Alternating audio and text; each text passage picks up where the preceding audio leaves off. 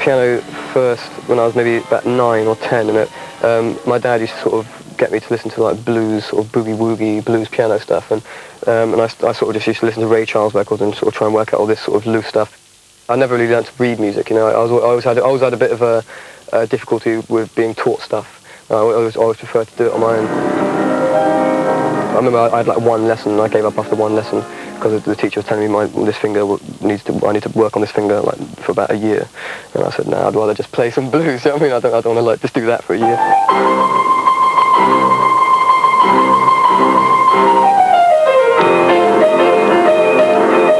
That was actually the first sort of performance I ever did. Actually, was a sort of blues piano thing in school. It was like a talent contest or something like that, and I won it, and I sort of was like playing.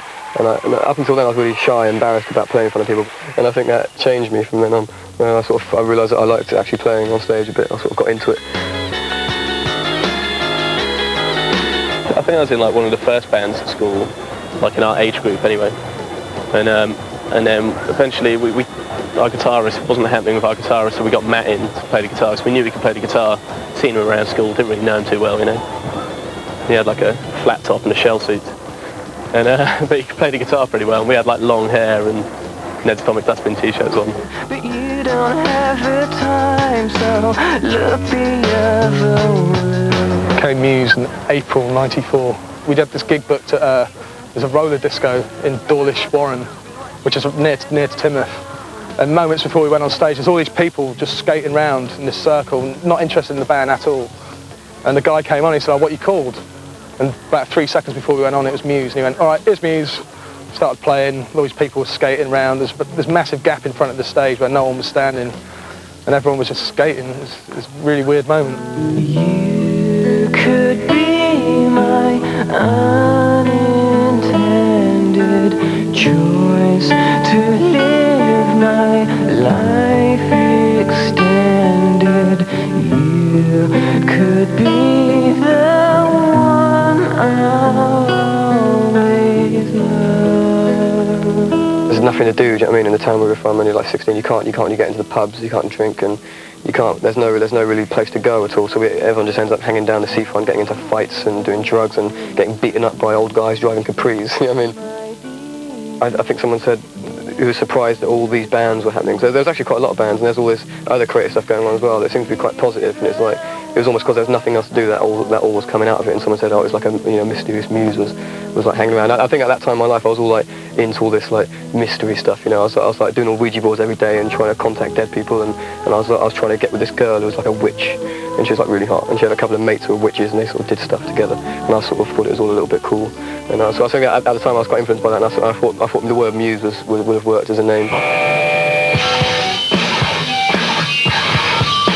Started having it seriously when Dennis from Sawmills got involved, and he gave us some free studio time, and basically said, go in, do some demos, and we'll see what happens. And that was the first time we'd been in a studio, proper studio, and been given a chance to record some of the songs properly. Sort of had this idea to sort of just print a limited edition EP and just start playing it around gigs and selling it in gigs, and for the first one sort of sold a little bit. We were selling it mostly at gigs, and then because the first one did quite well, it sort of sold quite fast. There's only 1,000 copies of each. The second one we put in some independent record shops, and it all sold real quick, and it got in like the independent charts, and so it's just sort of gradually built like that. And then we also got like a little play on the evening session from that EP. And it's around that time where we started building up a bit more of a fan base locally, and then then we actually got a chance to go on tour and tour around the rest of the country, and then get into Europe as well. And a few like American labels sort of got a little bit interested.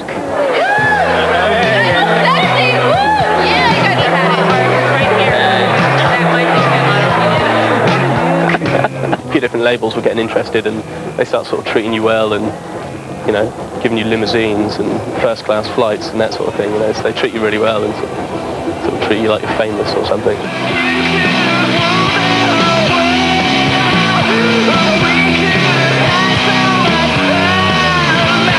At the time I had a job, I was painting and decorating. I was doing all these sort of crappy jobs, like painting and decorating and cleaning shit out of caravans and all this sort of stuff. And I was suddenly on a plane first class going to New York in a limousine, jumping out and then doing this gig in like New York, and then going down to LA and hanging out in the Oscar ceremony party and going, "Hi, Gwyneth," and all this crap. and it was like, and then going back and painting houses and cleaning shit, and that was quite a surreal experience. Yeah, we just did like a few little showcases down in LA, in Santa Monica and in Hollywood.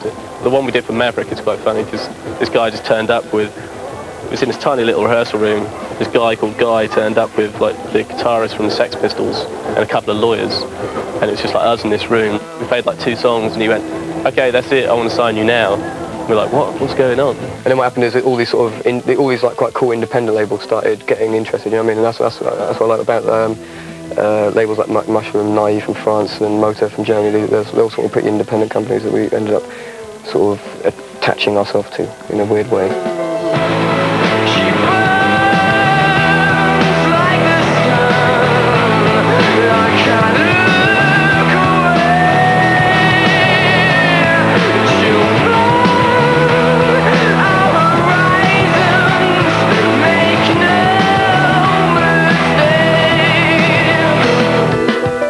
When we first started thinking about the first album, we had a whole load of songs that were done obviously in the past before we got signed. But the rest of the songs, they were like a few were done in the studio, like Unintended and Sunburn. They sort of happened in the studio at that time. I wasn't really too worried about what people would think about it. I more just wanted to make something that I knew that I'd like myself, or something I knew that I'd want to listen to. And so I was just putting all my effort into putting something down that I'd want to like, you know, I'd get into. Because then at least I'd know that if it ever did get liked by a large amount of people, it's something that is in me or something from me. And so I always wanted to make the music as personal as possible, and I was always putting as much personal input into it and getting trying to put a lot of emotion into it and all that. One of the main things we wanted to do with the second album is try and make it sound a bit more like we do on stage, you know. And seeing as, you know, we were doing so much of that after the first album was released, it's obviously a good time to go in and try and do it. Because people always came to the gigs and say, oh, what you do live on stage is so much better than the album. It's much more full on and more exciting and stuff. So I think we were on the second album trying to get a bit more of that. And I think we're still working on that now. I think on the third album we're just trying to capture what we do when we're on stage, trying to get that in the studio. I think I'm not sure if it's because we're a bit nervous or something. I think we were very nervous at first in the studio, and that's probably why it came out a bit soft sounding compared to what it was when we were on stage, when we were a bit more relaxed.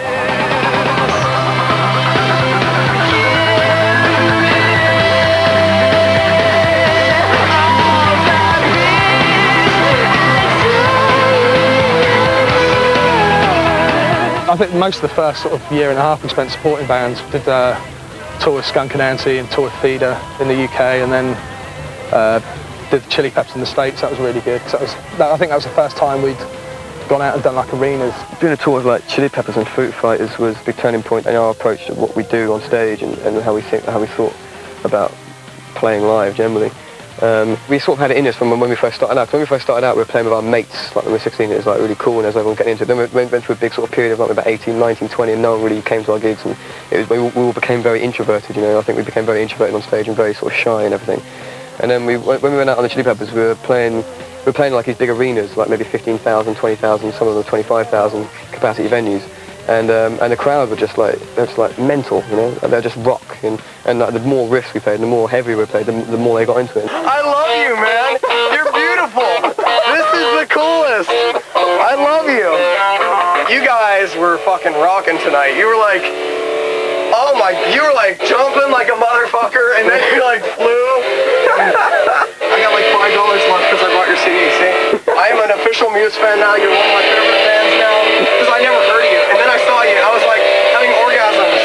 I was like, this fucking, oh my god, you guys are amazing. That's the way. It's like every gig, you know, just playing was good enough, and then coming off stage and watching the Foo Fighters and Chili Peppers as well every night, it was just absolutely incredible.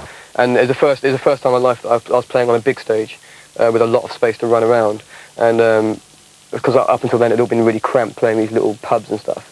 And then suddenly we were out on this massive open space with a massive expanse of people everywhere. There's only 3 of us, and you sort of have to move around more, and you have to fill the space a little bit more. And then watching the way the Chili Peppers were on stage, they just seemed to enjoy it so much, and I think that was like a big influence on the way, you know, the live show is now, I think.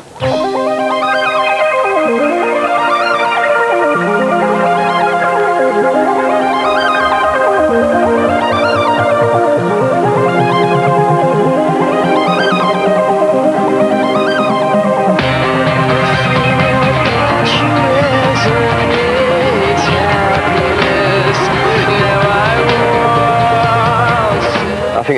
our confidence sort of on stage at least. It's sort of, I think we just became a bit more sort of, who gives a fuck? I mean, let's just go for it. Let's just go for it. Let's just give everything we've got whilst we're here, you know. So I think you get a sense. I sort of managed to get a sensation of the short period of time that our life lasts for, and like playing in front of like 20,000 people, you sort of think, you know, what am I going to do? Am I going to sit up here and whinge about it? Am I going to just fucking like go for it and go mental and like give everything to it? And that's like, I just thought, yeah, that's what I'm going to do.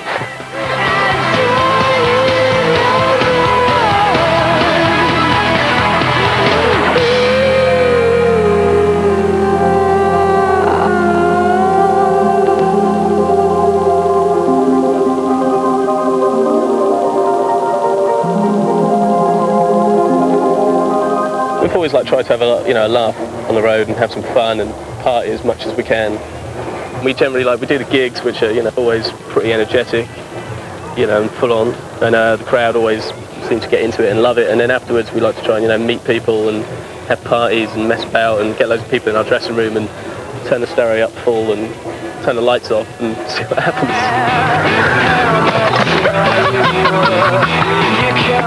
When I sort of have a bit of a party or a bit of a gathering with people who are in the gig or whatever, it helps you sort of understand who you're playing for, and it doesn't make you think you're too separated from them, whatever like that. When we do when we're touring around different countries, there's like groups of people who sort of follow us around and come to all the gigs, and like sometimes they have a big party, sometimes we don't, sometimes we just have a gathering on a bus or whatever. There's like groups of people who sort of hang around. It's like this sort of weird gypsy-ish sort of existence that we have, and we're sort of just having these parties in random locations, and I think it's all right. I like it a lot.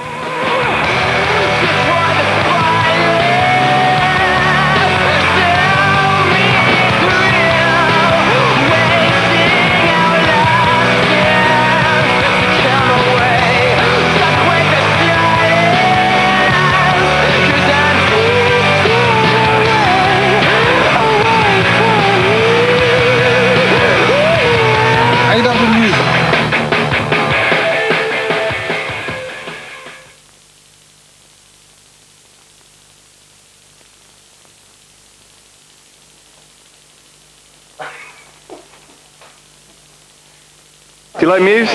Вау, супер! Группа просто улет, мне очень нравится. Пускай они еще приезжают обязательно.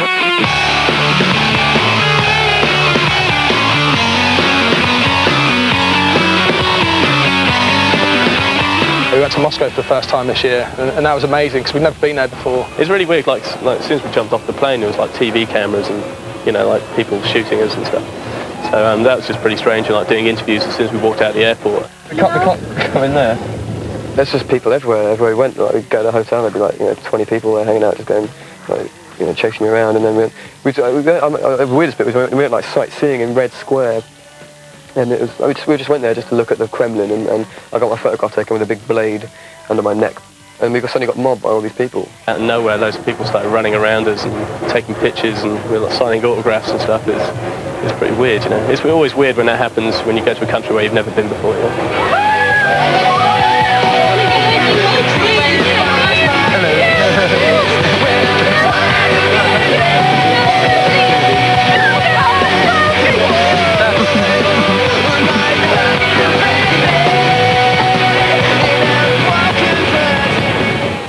I'm not sure how they knew we were there or whatever. I don't know. There was some sort of weird thing was going on. Like, everywhere we went, people seemed to know where we were. But the gig itself was unbelievable. We were playing in the gymnastics room, and it's this sort of big, sort of weird shaped room, and it was really cool. It was like a big arena, and everyone was they just all went mental.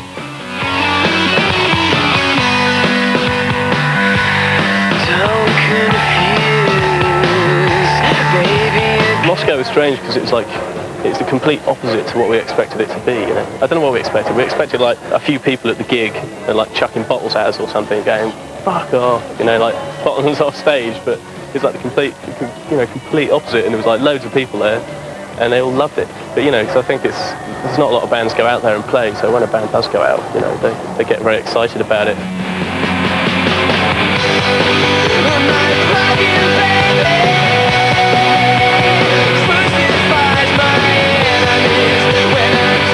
And it was like a big surprise. I would like to go back and do a tour. So it's really enthusiastic about it all. We will will miss you. I'll miss All of you. Yeah. You're great guys. And we love you so much.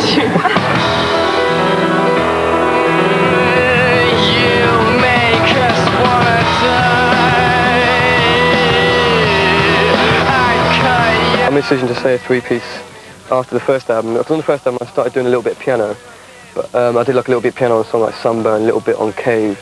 They're like songs on the first album that had like little bits, but I never really did it live. And the reason I didn't realise because I couldn't play the piano and sing at the same time. Because I was struggling with it, and because I couldn't play them live, I think it sort of made me think I really want to be able to do it live without having to get another person in, because I think that'd be a bit of a. We did like TFI Friday, and it was like fucking shite. We got like some geezer in, he was like fucked it all up. He was playing a piano part and he completely fucked it up, and your ginger man called us Sunburn, playing a song called Muse, and it was all just a bit of a shambles. I realised I didn't ever want to be I don't want to say ever, but I mean I didn't want to be a four-piece, you know, I wanted to be a three-piece, and I wanted to learn the piano myself.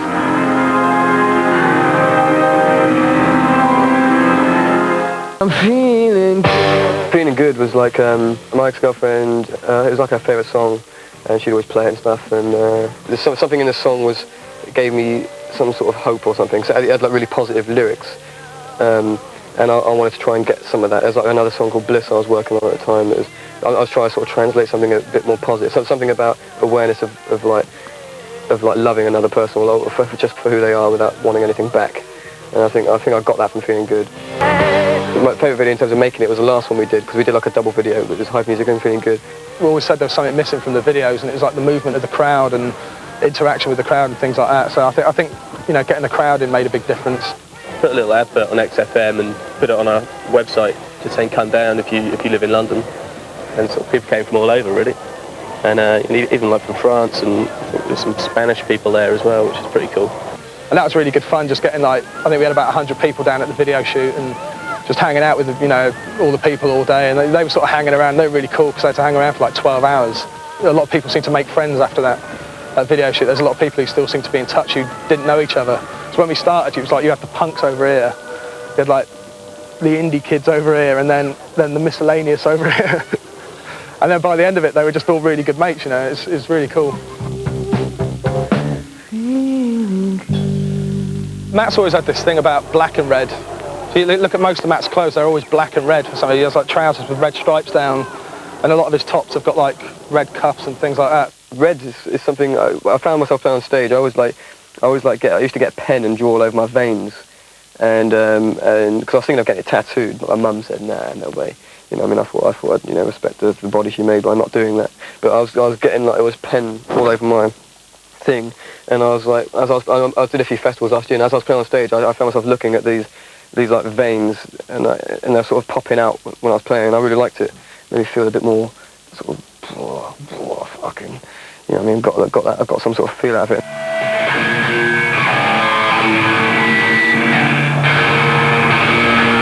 I enjoy playing music. I think my two favourite things in life are like music and travel. That's always been the way.